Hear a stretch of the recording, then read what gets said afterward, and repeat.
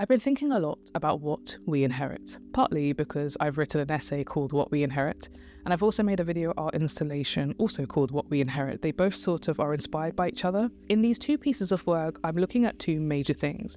What do we inherit from our ancestors and their knowledge of healthcare, illness, the body, nature, spirituality, how all of these things work within each other? But I've also been looking at what we inherit from medical colonialism. And I've been thinking about how these two ideas have been inherited into the modern day in parallel, in a sense, and how this impacts Black and brown bodies. As someone who is Black, disabled, of Afro-Caribbean descent, it's something I think about a lot because my ancestors were kidnapped from West Africa, brought to the Caribbean, the Americas. Many of the healers that existed in Afro-Caribbean society, whether they were maroons or on plantations, they would have had to bring some of the knowledge they had from their homelands or inherited that from their ancestors, but also combine that knowledge with the indigenous population that existed before them in the Caribbean islands as well.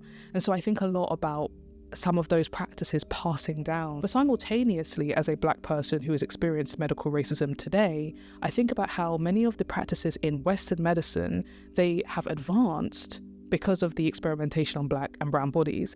I mean, it's Benjamin Moseley, a doctor that worked on plantations in Jamaica, I believe, who claims that Black people don't feel pain in the same way. In fact, the direct quote is, "What would be the cause of insupportable pain to a white man a Negro would almost disregard." So that was published in a 1787 manual titled A Treatise on Tropical Diseases and on the Climate of the West Indies. So when we learn and know that in certain parts of medicine, Black people face poorer health outcomes, specifically we think of the Black maternal mortality rate, we think about how some of these negative ideas from medical colonialism have also been inherited and been passed down through generations of medical textbooks, through generations of doctors. And unfortunately, some of these negative ideas and attitudes are still held today.